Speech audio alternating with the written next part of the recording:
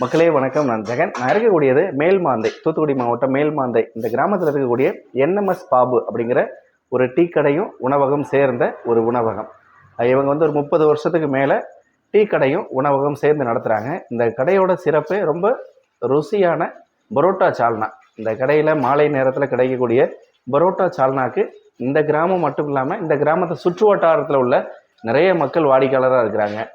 அப்படி இவங்க வீட்டார் மட்டுமே செய்யக்கூடிய ஒரு சுவையான கோழிக்கறி சால்னா அது எப்படி செய்கிறாங்க, இங்கே சாப்பிடக்கூடிய வாடிக்கையாளர்கள் அதை எப்படியெல்லாம் ரசித்து ருசித்து நீண்ட காலமாக சாப்பிட்றாங்க அப்படிங்கிறது தான் இந்த வீடியோவில் பார்க்க போகிறோம்.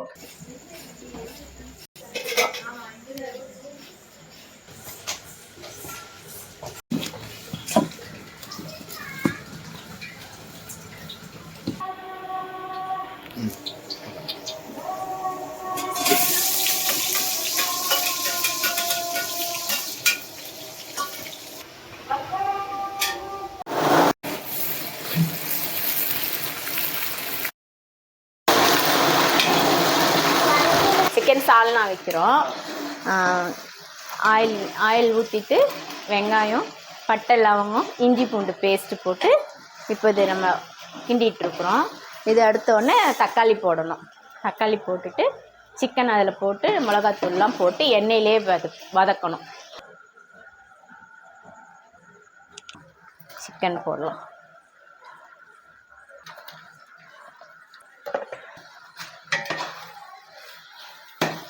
நல்லா இது சுருள வெந்து அது ஆல்ரெடி ஃபஸ்ட்டே போட்டேன். சும்மா மஞ்சத்தூள், இது வெறும் மிளகாத்தூள், இது வெறும் மிளகாத்தூள், வெறும் மிளகாத்தூள் ஒரு 3 ஸ்பூன்.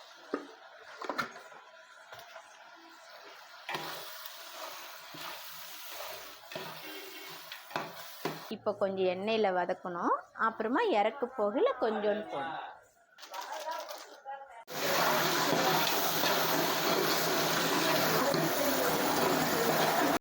நம்ம வீட்டில் அரைக்கிற மிளகாத்தூள்.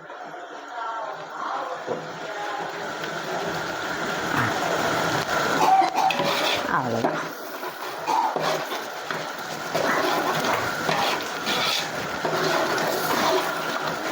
கறி குழம்புக்குன்னே உண்டானதா இல்லை, வீட்டுக்குன்னே இதுக்குன்னே சேர்வாக்குன்னே நம்ம அரைக்கிறது.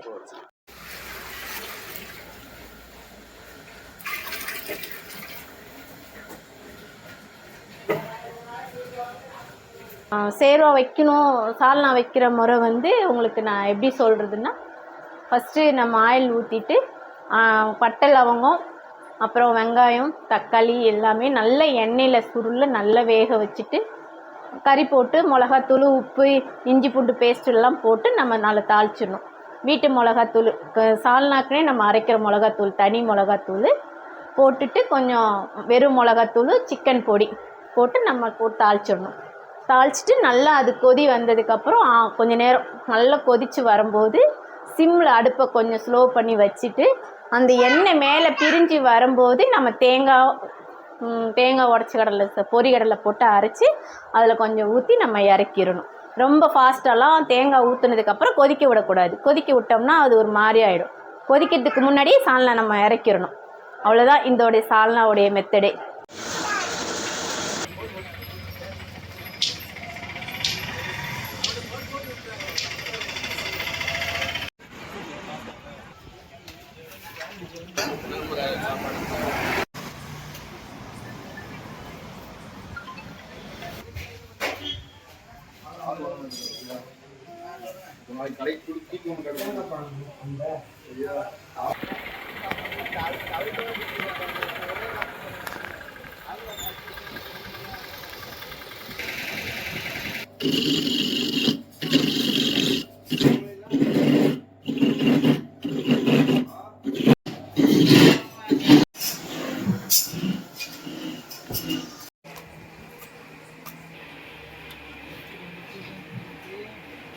எங்கள் மற்றவர்கள் என்னையை விட்டு இன்னொரு ஆளோட கேட்டு பாருங்க சொல்லுவாங்க. அதை நல்லா இருக்கும், சிறப்பாக இருக்கும்.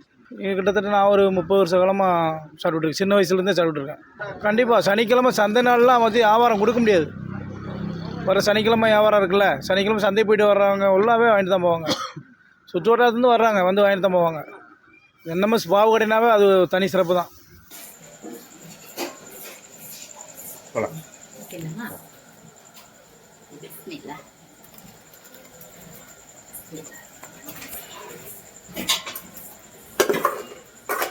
கொஞ்சம் தண்ணி ஊற்று. இதில் என்னென்ன சேர்ந்ததுக்கா?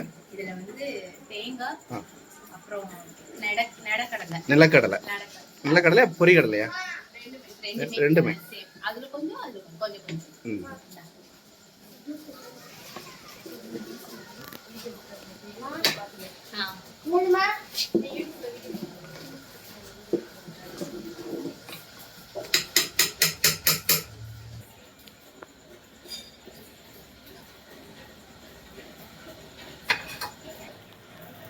நம்மளுக்கு கொஞ்சம் ஆறிடுச்சுன்னா இந்த எண்ணெய் மேலே அப்படியே நிற்கும்.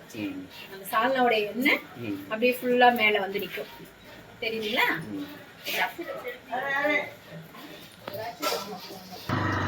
இந்த ஹோட்டல் வந்து கிட்டத்தட்ட ஒரு 25 வருஷ காலமாக வச்சுருக்கோம். இது அப்பா நடத்திட்டு இருந்தாங்க. அப்பாவுக்கு அப்புறம் இப்போ நாங்கள் ரன் பண்ணிக்கிட்டு இருக்கோம். பார்த்தீங்கன்னா நாங்கள் ஒரு 60 காசில் ஆரம்பித்தது இட்லி.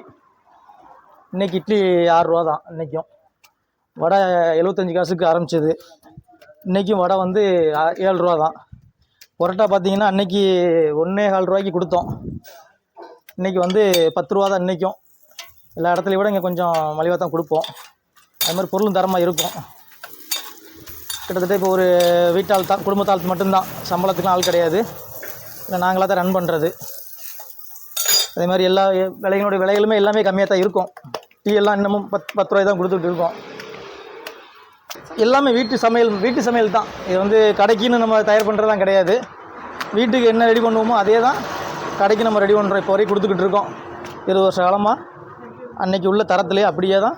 விலைவாசி ஏறினாலுமே நம்மளுடைய விலைக்கெல்லாம் ஏற்றாமல் கொள்ளாமல் நம்மளுடைய கஸ்டமர் இங்கே உள்ள சுற்றுப்பட்டி கிராமங்களில் மக்கள் பூரா விரும்பி நம்ம கடைக்கு வருவாங்க. இங்கே இருக்கக்கூடிய பக்கத்தூர்கள் எல்லாமே அங்கே கடையில் இருந்தாலுமே நம்மளை தேடி வருவாங்க. ஆமாம், மற்ற மாதிரி நம்ம அந்த கோழி கால் இதெல்லாம் போடுறதில்ல. சால்னாக்கு வெறும் கோழியாகவே போட்டுறது. தோசை 15 ரூபா. ஸ்பெஷல் தோசை வந்து 25 ரூபாய் தான் கொடுத்துட்ருக்கோம். மற்ற ஊர்களில் கம்பேர் பண்ணும்போது நம்ம விலை கம்மியாக தான் கொடுக்குறோம். ஏன்னா இப்போ நம்மளாம் அடுத்த ஊருக்கு சாப்பிட்றோம், போய் பார்க்குறோம் விலைவாசி எல்லாம்.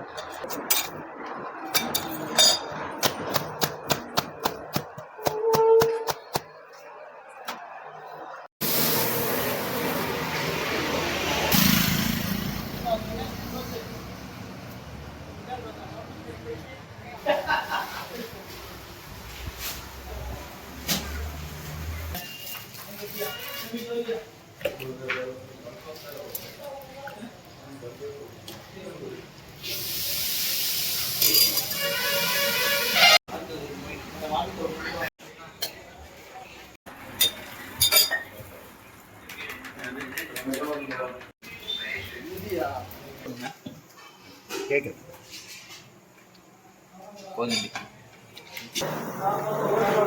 சரி போதும் ஒரு நிமிஷம் மட்டும். இல்லை இது வந்து நான் அப்போலேருந்து ஃபஸ்ட்லேருந்து இது சாப்பிட்டனால இது எங்கே சாப்பிட்டாலும் இது வேறு இதாக இருக்கும் எங்களுக்கு.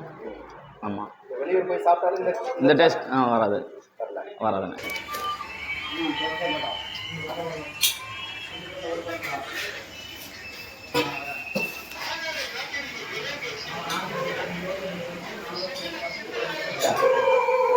அந்த கப்பல்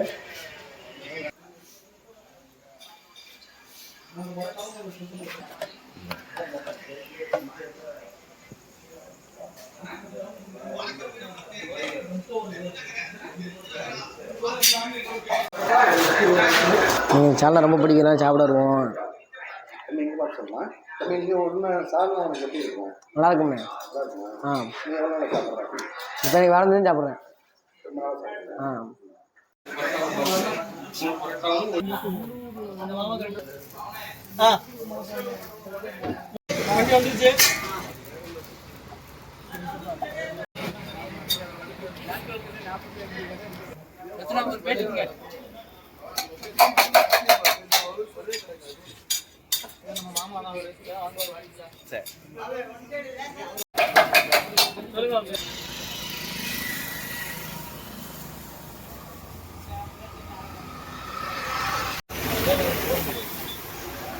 தோசை வெறும் 25 ரூபா தான்.